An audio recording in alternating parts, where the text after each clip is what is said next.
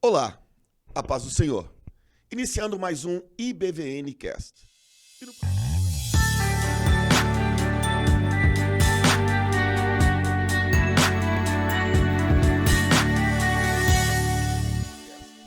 E no programa de hoje, temos o prazer de receber ela, que é membro da IBVN Church, psicóloga clínica, especialista em avaliação psicológica há 3 anos. Hoje, no IBVN Cast, temos o prazer de conversar com Rosiane Carvalho. Seja muito bem-vinda, Deus abençoe. Muito obrigada pelo convite, quero dizer que era uma satisfação estar aqui hoje, trocando uma ideia, batendo um papo, né? Conversando um pouco. Conversando um pouco, exatamente. Vamos aproveitar, então, né, a ajuda de uma profissional e vamos entender um pouco. Eu creio que no programa de hoje queremos tratar um assunto um tanto quanto polêmico, atual, mas o prazer versus o autocontrole.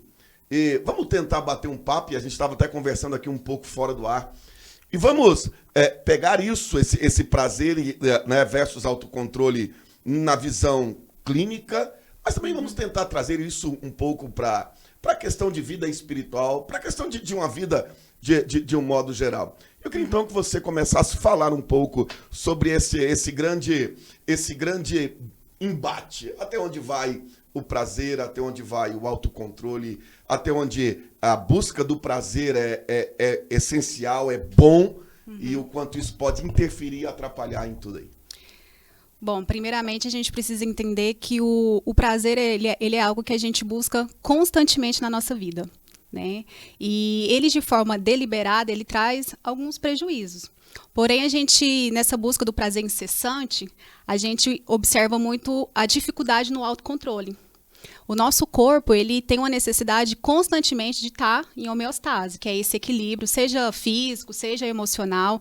E o prazer que está sempre presente nas nossas atividades, nos nossos dias a dia, né, no próprio trabalho também. Então, assim, a gente tem diversas atividades que traz esse prazer, né, momentâneo, longo, duradouro, e a gente vai fazendo essas divisões dentro do nosso dia a dia, só que nessa busca incessante do prazer, o autocontrole sempre aparece, porque a gente está nessa busca todos os dias, né, estando ali exposto a várias atividades, e dentro desse autocontrole, que muitas vezes ele não aparece aí as inconformidades, na verdade, as patologias, né, o descontrole emocional, o esgotamento emocional, e até mesmo as patologias voltado não só para o campo da mente, mas também para o campo físico. Uau! Bom, é evidente, eu costumo dizer isso muito nos púlpitos, nós somos movidos por recompensa. Uhum. E o prazer é uma forma de uma recompensa. Ou seja, a gente busca isso a todo tempo, a gente corre atrás disso, a gente vive muito em função disso, e aonde não há nenhum erro, onde não tem nada demais nessa busca do prazer, e isso é necessário. Uhum.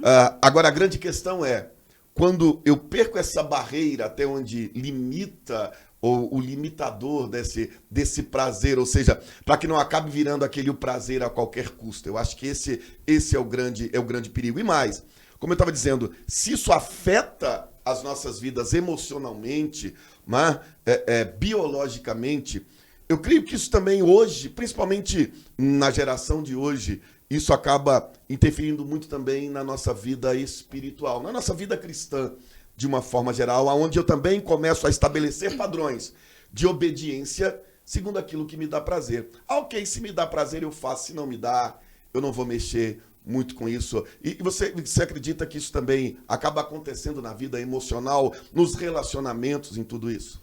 Com certeza, porque a gente observa muito uma intolerância, inclusive, à frustração. Porque se o prazer está presente constantemente na minha vida, cada vez mais eu vou querer sentir esse prazer. E a minha intolerância à frustração, ela começa a ficar, né, evidente. Então, eu busco por esse prazer e trazendo isso de forma imediata, por exemplo, na nossa atualidade. Hoje a gente tem tudo na mão. né? A gente quer comer, tem o iFood, a gente quer sentir um prazer, um ego, tem as redes sociais, onde as pessoas estão constantemente buscando ali o número de curtidas, interações nas redes sociais, uma aprovação, na verdade, do outro. Hoje se vale o quantos seguidores você tem, né? Em busca Exatamente. desses seguidores também se faz qualquer coisa, qualquer loucura, não é verdade? Isso, exatamente. Então, assim, essa validação do externo também está muito voltado para essa questão do prazer, né? A aprovação do outro, como que o outro me enxerga. E essa intolerância à frustração, ela acaba aparecendo quando o outro não me aprova, quando eu não consigo fazer algo que me gera prazer. Seja tanto na vida cotidiana, voltado para as emoções, tanto para a parte espiritual também, né? Quando, pegando aqui a parte espiritual, quando Deus não me entrega algo que eu quero, mas eu mereço, mas será que isso realmente é o que, né, vai atender a sua expectativa naquele momento? É o que você está precisando naquele momento? E muitas vezes a gente não consegue mediar isso. Eu creio que, na verdade, nós vemos uma geração onde é uma geração que não sabe lidar com a dor. Né? E eu creio que vai um pouco disso, desse prazer, de tudo. Não sabe lidar com as frustrações, não sabe lidar com as decepções, que na verdade fazem parte da vida. Né? Fazem parte da vida. Eu me lembro que há muitos anos atrás, isso veio aqui agora à minha memória, conversando com uma professora de psicologia um tempo, e ela me disse assim, o grande problema da geração é que nós tiramos dela, e ela até usou um termo que no começo eu nem consegui entender, ela disse, nós tiramos das crianças o puejo. Eu falei, puejo? Que puejo é isso? Que era aquele pano que se envolvia a criança, e a criança ficava ali envolvida com os braços, as pernas, mas o que isso tem a ver? Ela dizia, não, ali a gente estava dizendo, há limites. Não é tudo bem do jeito. Você vai passar por frustrações, você vai passar por decepções. E hoje a gente vê isso muito espalhado, né, na igreja e, lógico, na família, porque a igreja é constituída de famílias. Essa geração de pais também que querem privar os seus filhos de qualquer tipo de frustração. E eles acabam dizendo, não, meu filho nunca vai passar pelo que eu passei. E às vezes eu digo, você passou e está aí vivo, né? Ou seja, de alguma forma isso te amadureceu, te fez crescer. Como que a psicologia consegue olhar para isso hoje, dentro do consultório, dentro do atendimento? A gente é fruto das nossas experiências, né? E quando você traz esse nível de crianças que às vezes não está tendo frustração, que não está crescendo, né, com as suas próprias experiências, a gente começa a pensar no futuro. Como que vai ser esse adulto? Né? Vai ser um adulto que não vai conseguir lidar com nenhuma intolerância à frustração que aparecer ali para ele. E dentro do consultório, o que eu observo muito? Eu observo adultos adoecidos, justamente por não ter essa experiência da frustração, essa superproteção da mãe. As mães, né, a gente entende que o amor de mãe ele é incondicional, né, na maioria das vezes, dentro da normalidade, né, é para ser um amor incondicional. Mas tem também uma superproteção, onde ela projeta no próprio filho algo que ela não teve, que é justamente isso que você está falando. Eu sofri muito, eu não quero que o meu filho sofra. Só que essa superproteção, a gente tem que tomar muito cuidado, porque, na verdade, será que a gente está protegendo mesmo? Será que a gente está colocando ali um nível de expertise? Porque é a experiência que vai moldando esse comportamento, a própria inteligência emocional, a forma como ele vai lidar com as dificuldades da vida, né? Que a gente, todos os dias a gente está exposto às dificuldades, não tem como a gente fugir disso. Então, quando a gente faz essa superproteção, a gente acaba colocando ele exposto a esse tipo de frustração e ele, dentro da falta de experiência, não vai saber lidar com isso. A falta da habilidade de lidar com as frustrações. Exatamente. Né? E aí vão gerando pessoas adoecidas emocionalmente. E é isso, embora seja muito uma realidade, ou seja, as coisas não acontecem como a gente quer. Quer dizer, às vezes eu falo bom seria que fosse, mas nem sei se seria muito bom. E às vezes eu até brinco dizendo, você já imaginou se o Senhor respondesse todas as suas orações? Que confusão que ia dar a sua vida, né? Com tudo isso. E eu conversando com um pai uma vez, e ele tinha uma filha de 18, 19 anos por aí, e ele dizia assim, não, ainda bem que a minha filha, as amigas dela, tudo tem 14, 15 anos, porque ele, falando da preocupação de relacionamentos e tudo isso, e eu disse para ele, isso é bom para quem? Para você ou para ela? Não é? Ou seja, é melhor ela estar ali, porque ela não tenha que viver essas experiências de frustração, de tudo isso, e a gente acaba gerando uma geração muito adoecida. Isso tem me preocupado muito também dentro da igreja. Porque vida cristã é uma vida de limites, não tem, né? Não tem como a gente negar isso, que não é eu faço o que eu quero do jeito que... Minha vida, minhas regras. Eu até costumo dizer, enquanto você diz minha vida, minhas regras, Deus diz meu mundo, minhas regras. Então, né? Esse adoecimento por essa falta de limites, como a gente conseguir controlar isso?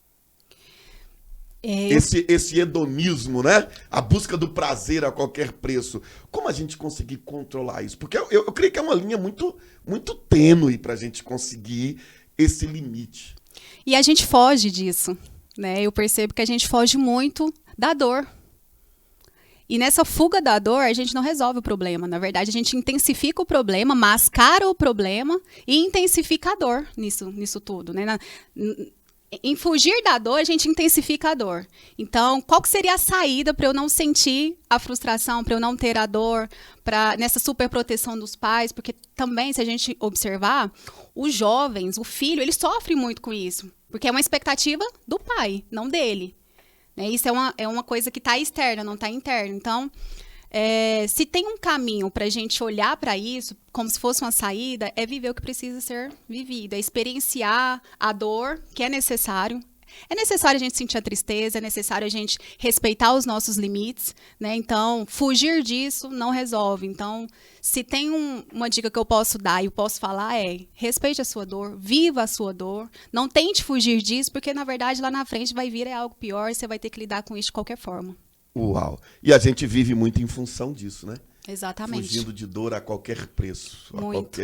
a qualquer preço. A gente não quer encarar as realidades e a gente vai mascarando isso e não tem jeito. Tem uma hora que isso vai cair no nosso colo e a gente vai ter que lidar com isso. Eu falo que a gente é uma nação dopaminérgica. O que é a nação dopaminérgica? Ela é uma nação que está viciada no prazer.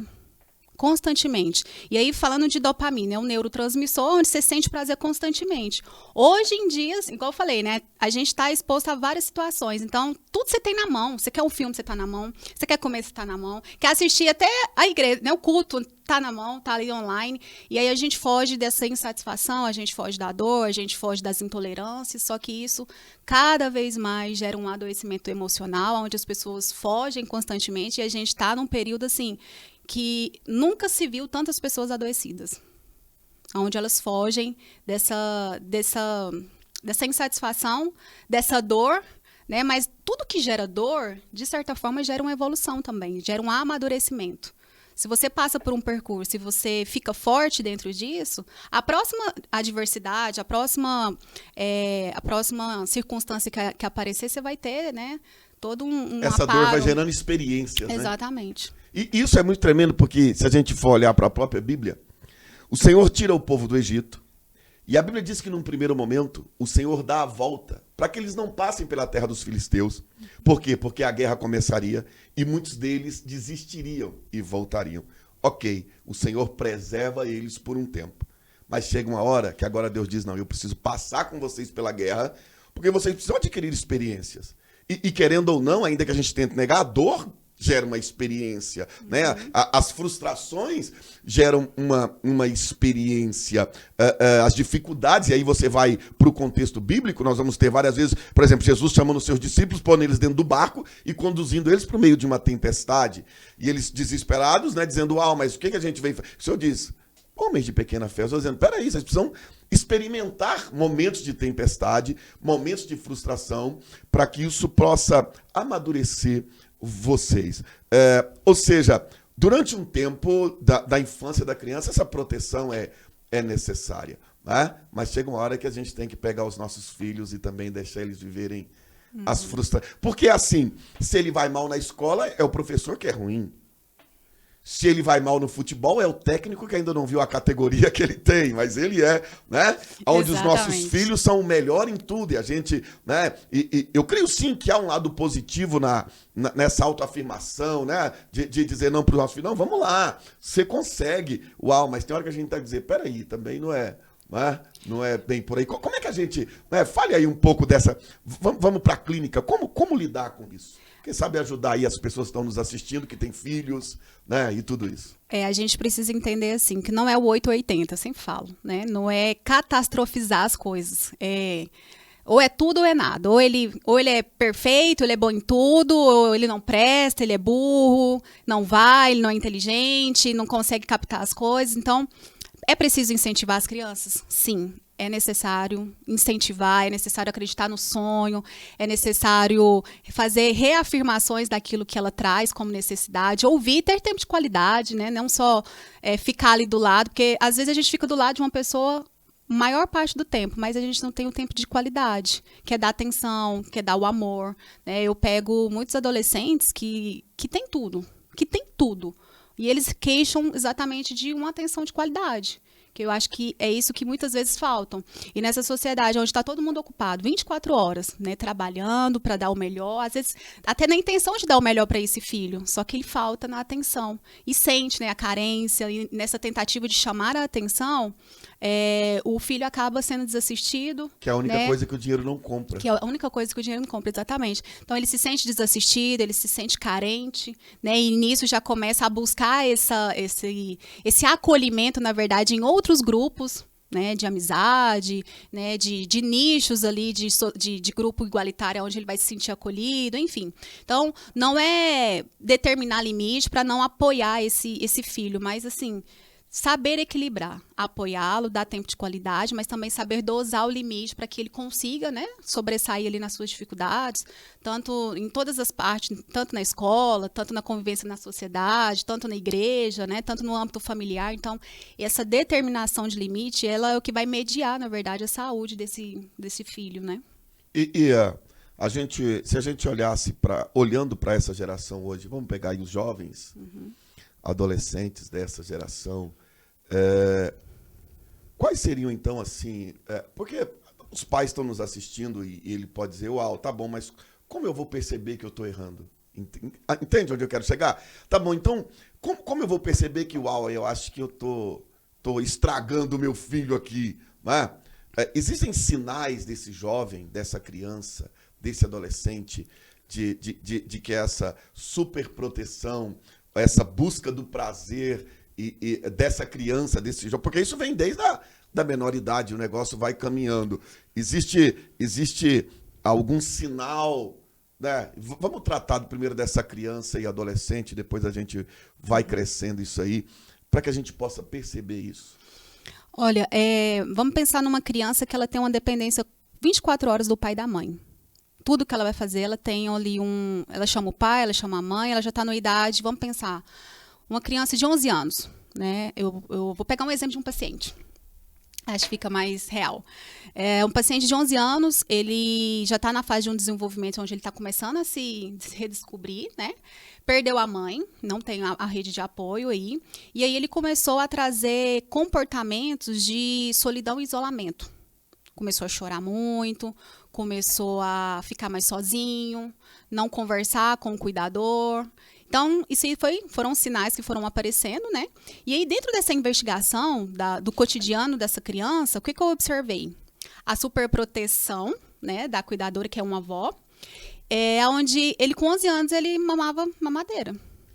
E aí eu já vi, beleza, aí dentro da minha avaliação psicológica eu observei aquela criança já com um atraso cognitivo no pensamento, na forma como ele traz, a questão de expectativa com o futuro dele, com o desenvolvimento dele. Então ele começou a postar no próprio status dele questão de desenho chorando, ele não queria conversar, ele não queria sair, ia tirar foto, ele ficava sério o tempo todo, e ninguém não percebia, só que quando via também, deixava pra lá. Chegou um dia que ele começou a chorar muito, muito, assim, e a avó ficou desesperada, né? Foi aonde ela buscou a ajuda psicológica, e sem entender o que estava acontecendo, né? E aí ela relatou isso dentro dessa investigação. Eu percebi esses sinais por conta de... A avó ela é muito envolvida com as questões de atividade comunitária. Então, ela ficava pouco tempo com o neto. E o tempo que ela ficava com o neto, ela estava preocupada com a casa. Então, ele se sentiu muito sozinho. Então, os sinais foram esses, né? Isolamento, um comportamento mais introspectivo, não sorria, ele não sorria em nenhum tempo, não queria ficar com as pessoas que eram, né, da família ali, íntimo dele. Então, esse tipo de comportamento de isolamento, de ficar um pouco mais calado, introspectivo, que não era, né, não era típico do comportamento dele, foram os sinais que ela começou a observar para que ela procurasse ajuda. Uau! E é interessante isso porque... E aí a gente pensa... E é muito fácil a gente entrar por esse caminho, pegando essa história, do tipo... Uau, ele perdeu a mãe, então a gente precisa proteger esse menino, porque ele já sofreu tanto. Né? Embora pareça assim, não me tenha por grosseiro ou insensível, mas... Ok, ele perdeu a mãe, não foi o primeiro e nem vai ser o último. Mas a gente precisa entender que há uma vida depois da dor. Exatamente. E a própria vitimização, porque olha só, uma criança, a gente sabe que, né, a resiliência de uma criança é muito diferente de nós, adultos. Então, se ele tiver ali todo o apoio, se ele tiver ali uma assistência, né, a rede de apoio dele for fortalecida, ele vai conseguir seguir a vida dele tranquilamente, dar um novo sentido para esse luto, tranquilamente. Só que a avó, ela vê ele como uma criancinha coitada. Ele, exatamente o que você falou. Nossa, ele é o coitadinho. Perdeu a mãe. Perdeu a mãe. Que sofrimento, né? Exatamente. Não é minimizando, mas ele precisa seguir, ele precisa se desenvolver como criança. Daqui a pouco vai ser um adolescente, um adulto, um pai de família, né, um profissional. E aí, se ele não lidar com esse desenvolvimento, infelizmente, ele vai ser uma pessoa que ele nunca vai conseguir lidar bem em nada que ele fizer. Né, assim, olhando para o lado comportamental e emocional, infelizmente é uma pessoa que vai entrar em serviço, vai sair, vai entrar em relacionamento, não vai conseguir lidar com, né, com as dificuldades, exatamente com essa inteligência emocional que a gente precisa ter nas nossas relações. Infelizmente, se não for trabalhado isso nele, está indo bem no tratamento, espero que ele continue. Mas, se não for trabalhado, infelizmente, é uma pessoa que vai ter prejuízo na vida adulta. E até porque essa fase que a gente está vivendo, depois de tudo que a gente viveu com pandemia, com Covid, nós temos uma geração de muitos, eu não sei se posso dizer órfãos, mas muitos que perderam o seu pai, né? Enlutados que perderam o seu pai, a sua mãe, o seu avô, a sua avó. E eu acho que isso é um grande desafio agora. Para esse que ficou, é lógico, suprir um pouco essa falta, porque é lógico, é duro perder uma mãe. Sim. É duro perder um pai. Só quem passou por isso sabe. Mas conseguir balancear isso para que também não gere esse lugar de muito coitadinho, muito uau, meu Deus, sofreu tanto, e acabar atrapalhando o desenvolvimento dessa criança, não é verdade? E eu falo assim, que o luto ele tem que ser vivido. Não adianta a gente, perdi um parente, eu vou viver minha vida, porque aí eu consigo lidar com isso. A gente acaba tampando o sol com a peneira, mas o problema está ali. Então, viver as 5 fases do luto é importantíssima, né? Porque senão a gente acaba ficando nessa vitimização, a gente acaba ficando nesse lugar onde a gente não consegue romper com a dor, e é uma dor terrível, realmente só quem passa para saber. Então, é algo que a gente precisa acolher, a gente precisa respeitar, mas é preciso também a gente dar significado para esse lugar, né, do luto, que realmente mexe muito com a nossa humanidade, com todo mundo, porque a morte é algo que a gente não a gente não aprendeu a lidar com a morte. A gente só aprende a ganhar. Você vai ganhar dinheiro, você vai se formar para ser um profissional bem-sucedido, você vai estudar para passar num concurso, você vai juntar dinheiro para você comprar o carro dos seus sonhos. Isso tudo é um ganho, né? Você vai estudar para você entender, ser um especialista nessa área. Tá, mas e a perda? Onde que a perda entra? Né? Em qual momento que a gente lida com isso? Só de falar, às vezes, em morte, em perder alguma coisa, a pessoa já fica assim, em pânico. Parece algo muito pesado. Parece como se não fosse tão real, né? Exatamente. É como se fosse uma coisa de outro mundo, gente, mas é algo natural. Né? A primeira coisa que a gente precisa entender é que a morte é algo natural, ninguém vai fugir disso e a gente precisa trabalhar isso. O que é a morte, exatamente? Né? É uma coisa que a gente foge assim, como se fosse a pior coisa e se isso não fosse acontecer. Por isso que dói tanto perder, porque a gente não é preparado para isso. E até a gente tratando em questão espiritual dentro da igreja, embora a gente fale tanto sobre vida eterna, sobre tudo isso, as pessoas também não estão muito preparadas. Mas eu queria você falou algo que me chamou a atenção. Você falou sobre 5 fases 5 fases do luto, é isso? Exatamente. Como ser? Eu fiquei interessado nisso. Fiquei intrigada. Como seria isso? A primeira fase é a fase onde eu fico inconformado, né? Onde eu fujo desse lugar, eu fico tentando achar um porquê, né, das coisas, eu fico tentando trazer um sentido, tentando... Achar um culpado. Achar um culpado, exatamente, achar um culpado. Tem a questão da fuga também, onde eu fujo desse... Eu acho que a maior parte da população, assim, ela fica nisso, né, da fuga. E do refutar, no sentido de eu vou viver minha vida e tá tudo bem, uma hora essa dor passa. Se você não olhar, ela não vai passar. Né? Eu tento barganhar, nossa, mas se ela tivesse aqui, eu faria dessa forma. Nossa, se ele tivesse aqui, eu teria feito. Que é o que dói, né, na verdade, porque a gente não tem controle. Eu falo que a gente não tem controle sobre nada.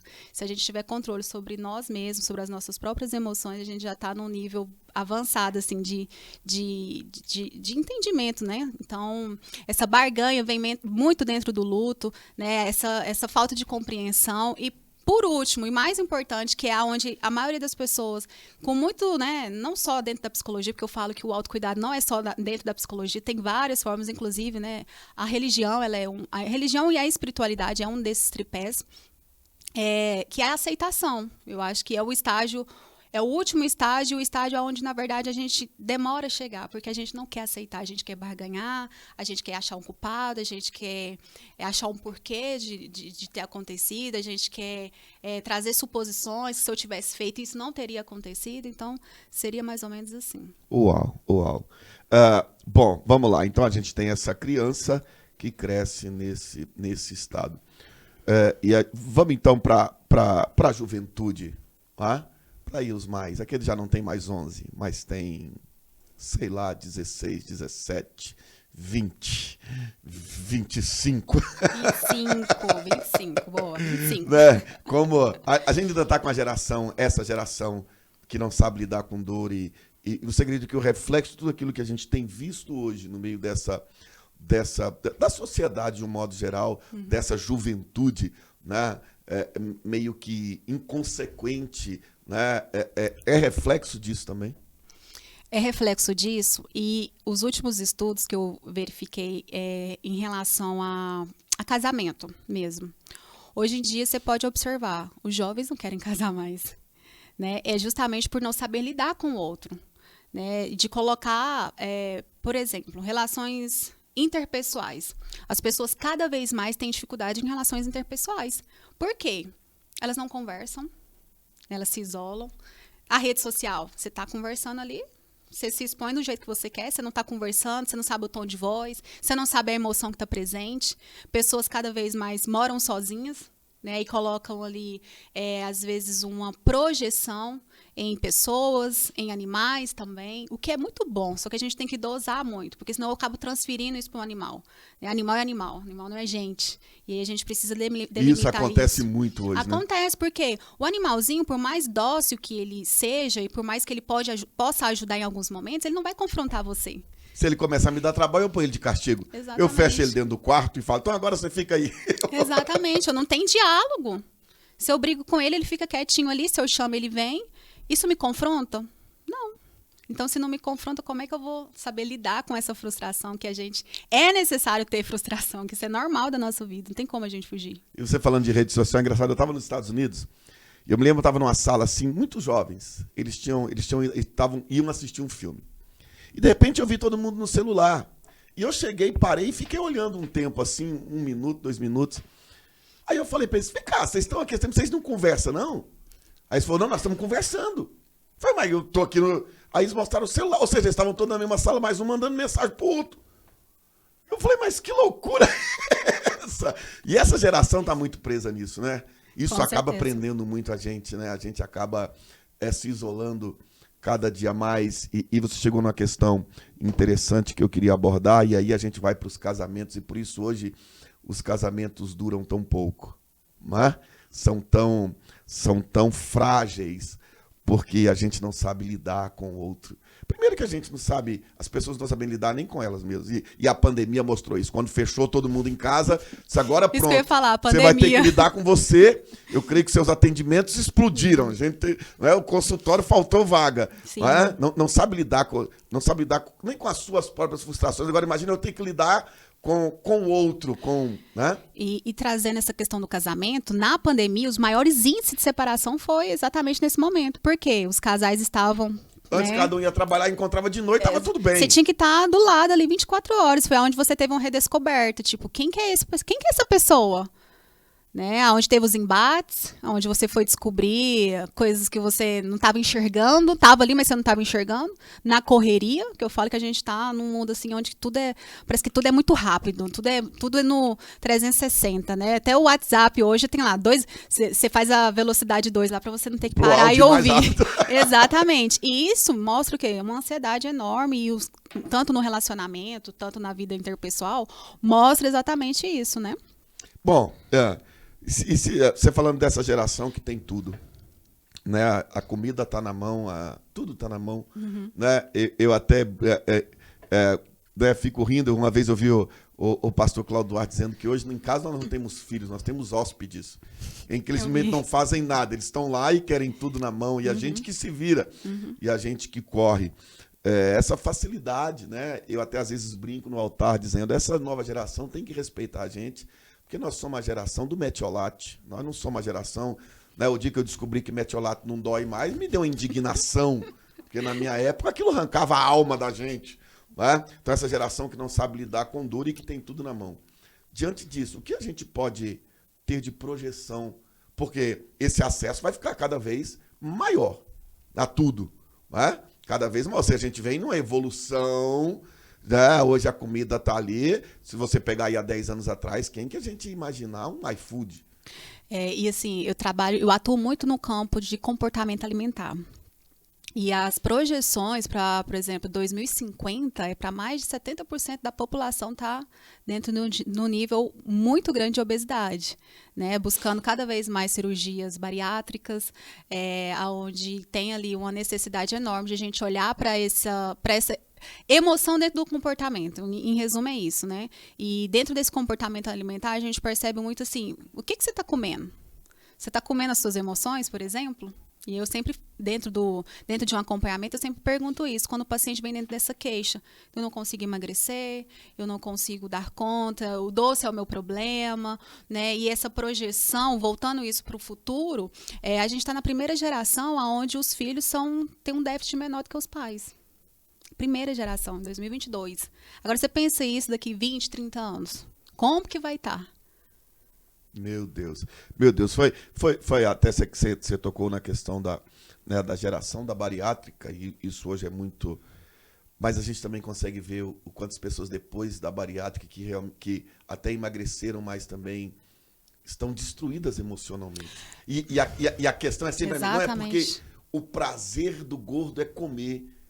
Uau, ok, mas e aí? O que a gente vai fazer agora? A gente precisa pensar assim, a obesidade ela é uma doença crônica, né? E ela vem por fatores multifatoriais, ela é multifatorial. Então, ela tem várias questões que envolvem essa questão da obesidade.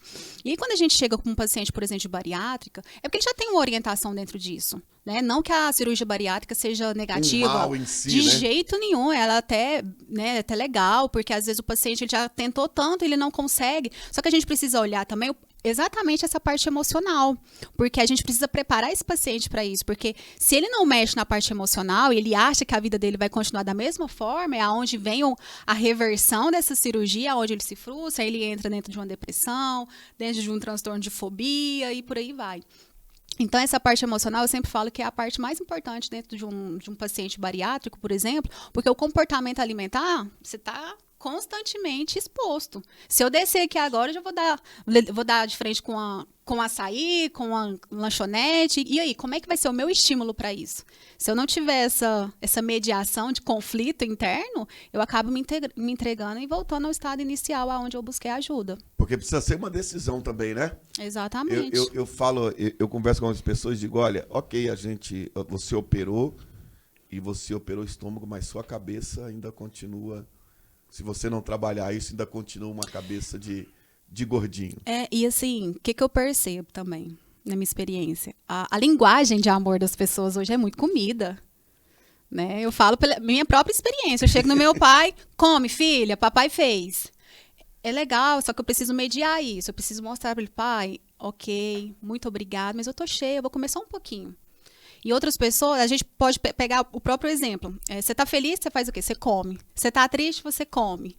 Né? Vamos comemorar, vamos comer. Vamos comer, exatamente. Então, assim, vai ter um aniversário, final de ano e tanta coisa chegando aí, a gente precisa mediar isso. É bacana, só que a gente precisa estabelecer um limite, né? E um controle também saudável para não virar uma coisa que vai prejudicar a saúde da pessoa. O que você tem percebido dentro do consultório?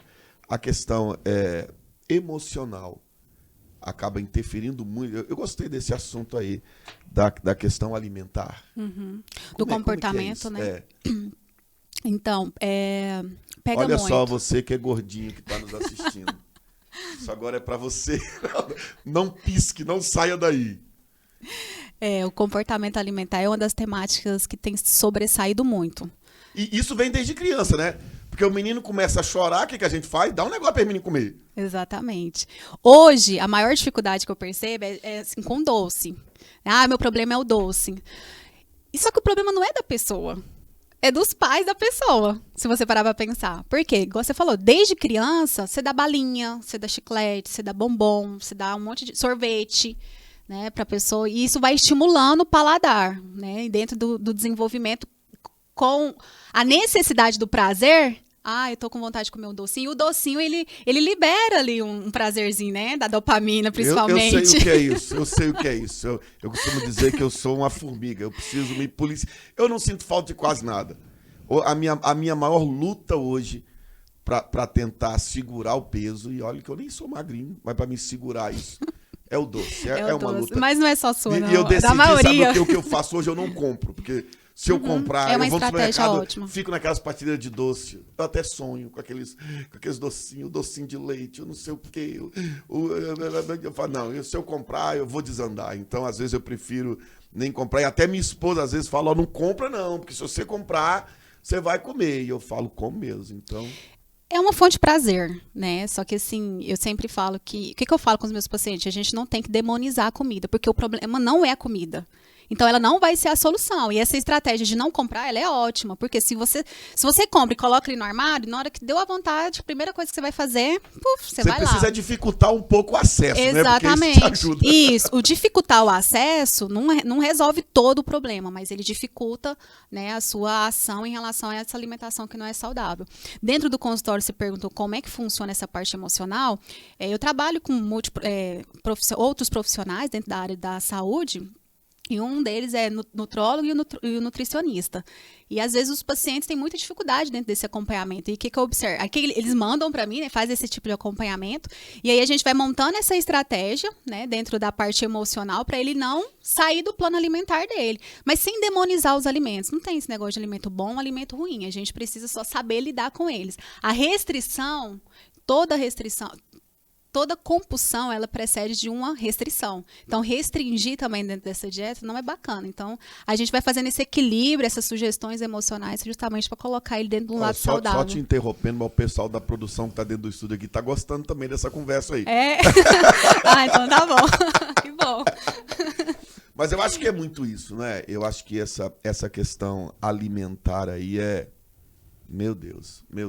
E dá pano pra gente fazer aqui vários podcasts dentro desse tema, que é um tema, inclusive, que eu gosto bastante. E eu acho que a gente precisa aprender como a gente estava dizendo, o ter prazer não é problema, não é... É bom, quem que não gosta, exatamente, né, de sentir prazer. Agora, a gente precisa começar a aprender a dosar isso, né?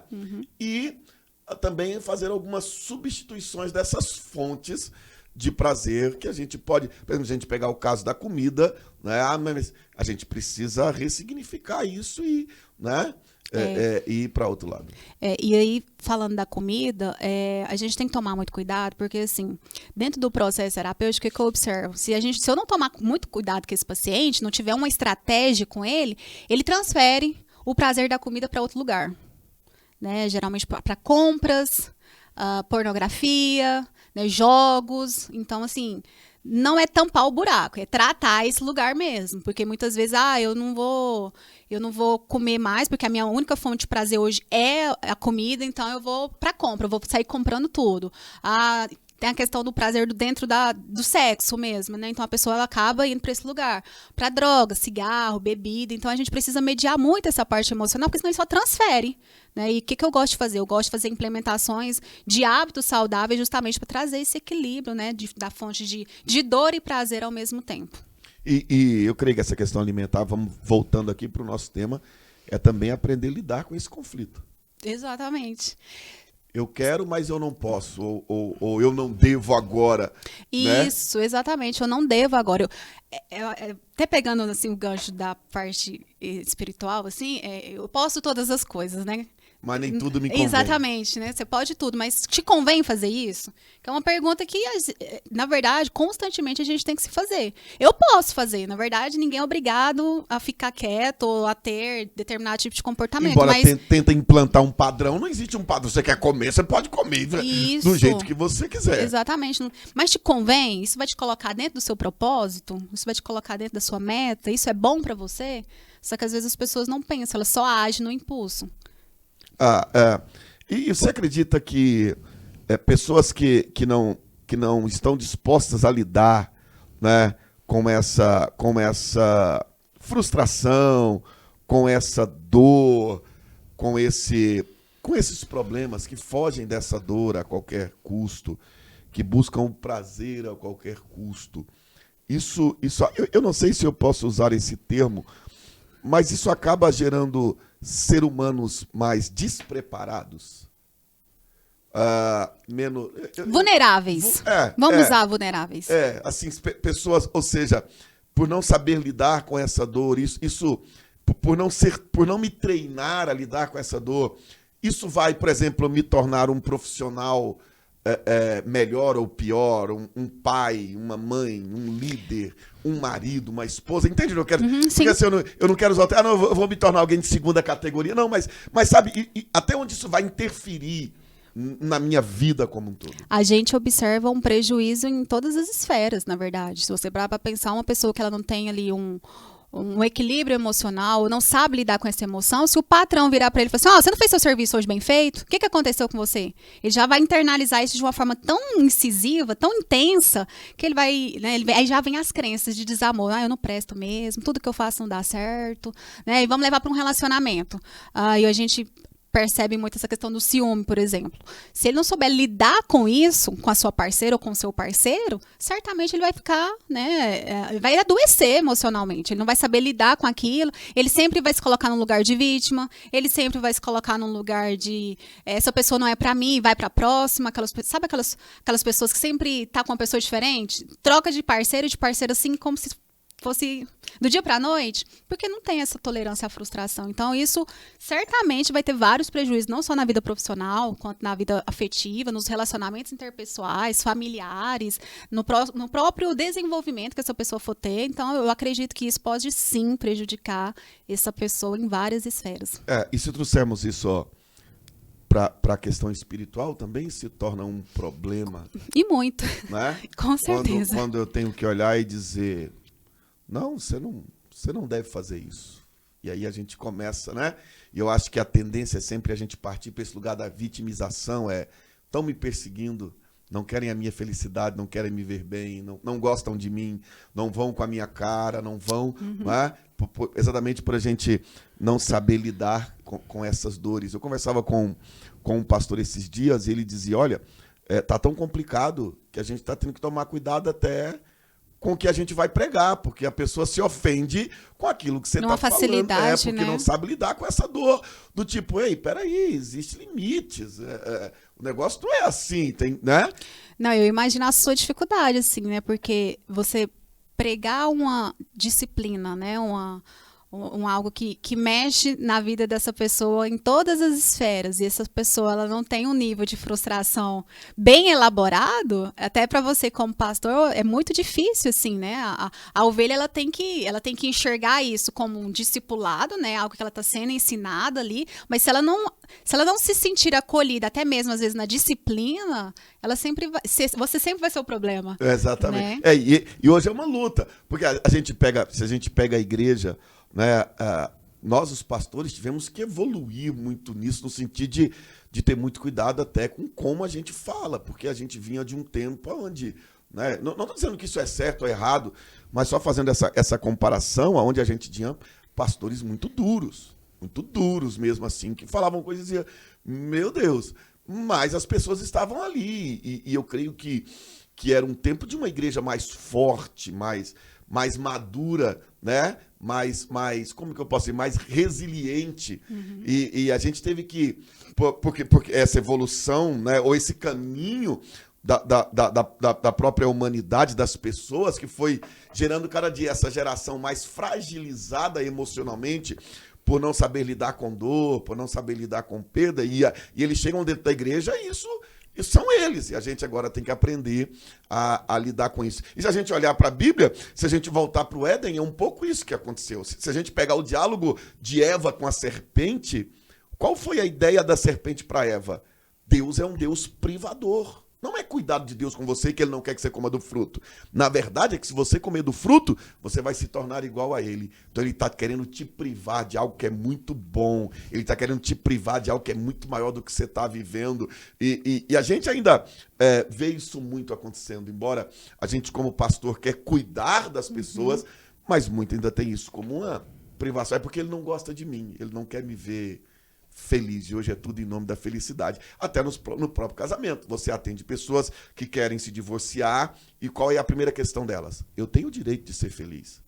Eu não ficar estou sofrendo aqui, eu estou tendo problemas de como é que a gente diz, de adaptação, e eu tenho o direito de ser feliz, né? E um dia algumas pessoas devem ficar assustadas comigo quando eu disse, você não vai ler na Bíblia o casamento sendo instituído para um lugar de felicidade.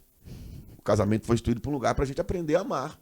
E eu acho que não tem... Martinho Lutero diz, olha, em um ano de casamento eu aprendi muito mais do que vários anos no seminário. Então eu creio que para os relacionamentos hoje, essa questão também de não saber lidar com limites, com dor, acaba fazendo a coisa cada vez mais frágil. E assim, eu acho que uma coisa que pega muito, eu acho que em todas as esferas também, é a questão da comunicação. Por exemplo, se uma ovelha ficou chateada com você, às vezes ela não fala, você não entende, aí fica subentendido, e a gente fica muito no subentendido. O subentendido é assim, eu vou olhar, a mulher tem muito disso, né? Eu vou olhar, ela vai entender que eu já não gostei. Tem esse negócio. Mas... Ela só não entende que o homem não tem muito esse sentido, que a gente não entende negócio de vou olhar e vai entender, não entende. Mulher tem muito esse negócio do olhar, principalmente no melhor amigo. Se eu olho, a pessoa já entende tudo. Isso é o subentendido. Só que nas relações isso não funciona. Se você não falar, eu sempre falo, o óbvio precisa ser dito. O óbvio, é óbvio, isso aqui tá na cara. Não, vai lá e fala, porque às vezes isso é óbvio pra você, pro outro não vai ser. E dentro do casamento, do relacionamento, tem muito isso. Eu tenho certeza que ele observou que eu não gostei. Mas ele não tá nem prestando atenção em você, tá lá no futebol, tá lá com os amigos dele, você tá aqui toda endurecida. Pra ele é tão natural aquilo que muitas vezes te ofendeu ou te deixou mal, pra ele é tão natural. Exatamente. E se eu não falo, eu guardo isso, né? E aí isso só vem num lugar de explosão. Aonde eu fiquei irada, onde eu não consegui falar, ou num momento de discussão, e aí já entra para outros lugares aí que, né, infelizmente, não é um lugar bacana de se falar e de se tratar, mas a comunicação em todas as esferas não é só importante, ela é fundamental. Uau, muito, muito interessante isso, mas eu creio que é algo que a gente precisa tomar muito cuidado. Prazer é bom, mas é perigoso. E muito. Se a gente não tomar cuidado com isso, né, e a gente vem nessa geração, né, tanto nos consultórios aí quanto na igreja, uma geração que vive em prol disso. Do prazer, né? Do prazer, né? E quando eu vivo em prol do prazer, eu sou guiado por circunstâncias. E eu falava até ontem, quem é guiado por circunstâncias não alcança o propósito. E é lógico que se isso é um complicador para a minha vida interpessoal, imagina o quanto isso também não complica a minha vida, a minha espiritualidade, onde eu tenho que lidar com Deus, que entenda você que está me assistindo como quiser entender, chame do que quiser chamar, de luz, de energia, de sei lá, mas onde eu tenho que lidar com Deus, que sim, ele tem regras e tem hora que até a oração que Jesus nos ensinou, seja feita a tua vontade tanto na terra quanto no céu, e se a gente não entender que às vezes a vontade dele não é muito a nossa, que bom que se fosse, né? Mas tem hora que eles querem um negócio que a gente não quer. E às vezes a gente vê a regra como uma punição, e na verdade não é uma punição. Às vezes é um cuidado. É um cuidado, exatamente. Se você parar para olhar, por que existe a regra? Né? Porque a regra nos coloca em união, a regra nos coloca em sintonia, a regra nos coloca em coerência. Então, assim, a regra, ela tá aí justamente para isso. Às vezes a regra é não ter o prazer. E tá tudo bem. E como lidar com isso, né? Exatamente. É entender, não, eu preciso passar por isso, eu preciso aceitar isso. Eu preciso também passar por esse processo. Isso é muito importante para a nossa evolução. Meu Deus, meu Deus. Bom, vamos lá. Infelizmente, nós temos que caminhar para o fim. Tá? O que fazer para a gente lidar com isso? Pessoas que estão passando hoje por momentos de frustrações, de decepções e que estão dizendo acabou, não tem mais jeito. Tá? Eu até falava ontem, ainda tem vida aí. Sim. E eu complemento. Para todo problema tem uma solução. Às vezes você só não está conseguindo enxergar. Então, compartilhe isso com alguém da sua confiança, fale sobre isso, não guarde para você. Às vezes você está passando por dificuldades, às vezes está passando por uma questão que é difícil falar, né? Prepare-se para que você consiga externalizar isso, porque os nossos pensamentos, eles passam como uma bolha, constantemente. Se a gente não parar e dar uma fúria nele e falar assim, peraí, faz sentido isso que eu estou pensando? Faz sentido isso que eu estou sentindo? Porque às vezes a gente não para pensar nisso. A gente precisa aprender a questionar os nossos sentimentos. Né? Isso é uma coisa assim, tão simples, mas se a gente começar a questionar, peraí, eu tô triste. Por que eu tô triste? Eu tô triste por conta disso. Porque geralmente eu pergunto pra você, mas por que gerou essa emoção? Não sei. Então tá, vamos conversar. E aí, dentro desse diálogo, a gente acaba enxergando qual foi o porquê, o problema. E dentro dessa tratativa, ele começa, né, a gerar ali estratégias de enfrentamento. Mas entenda, toda emoção, tudo tem um porquê. Não sei porquê. Não, sabe sim. Vem cá, vamos conversar. Para pra pensar. Para pra pensar, conversar. Né? Então, o próprio falar, ele traz isso pra gente, né? Ele traz, assim, uma canalização das nossas emoções, a gente se sente mais leve. E, às vezes, você não tá conseguindo enxergar sozinho, fale, né, com um pastor, com alguém da sua confiança, ou um profissional, né, da área, alguma coisa nesse sentido. Uau, e eu quero até aproveitar, nós temos poucos minutos, mas eu queria chamar essa atenção para essa importância, porque embora hoje seja um pouco diferente, como que você hoje, como psicóloga cristã, dentro da igreja, ainda enxerga isso? Ainda há muito esse tabu, não é? De pessoas acham, não, eu vou orar e vai resolver, eu vou, quando na verdade tem momento que a gente precisa de um profissional, né? de um profissional da área em que... E eu falo isso sempre, eu atendo pessoas que chegam uma hora que eu falo para mim, não dá, até onde eu conseguia ir, eu fui. Eu acho que você precisa de um profissional, você precisa de um psicólogo, você precisa de... Né? Mas você acha que ainda tem muito essa resistência dentro das igrejas dos nossos dias? Ainda tem uma resistência, mas a gente melhorou muito. Eu tenho percebido vários ministérios que têm essa abertura, né, com a questão dos atendimentos dentro da psicologia. E a gente precisa entender que emoção, ela é um tipo de autocuidado também. Trazendo para essa parte da religião, às vezes as pessoas estereotizam assim, é o demônio, é o capeta, depressão não é coisa de Deus, é tanta coisa que a gente ouve, mas só quem passa, quem tem a assistência, que realmente vai conseguir enxergar isso. Então, eu sempre falo, se permita, antes de qualquer julgamento, se permita passar, para você ter a sua opinião, não a opinião do outro. Mas as pessoas, elas estão olhando mais para essa parte emocional, elas estão se permitindo mais, mas ainda tem pessoas um pouco resistentes. Aí a minha chamada sempre é, se permita, só isso, se permita, porque aí, com a experiência, vai quebrando esse tabu, né? Sim.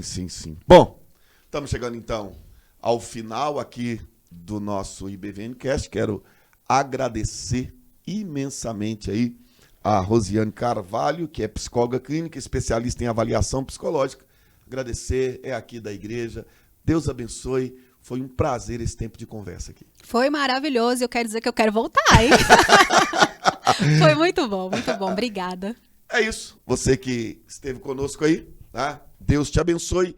Espero que IBVNcast mais uma vez possa ter ajudado você.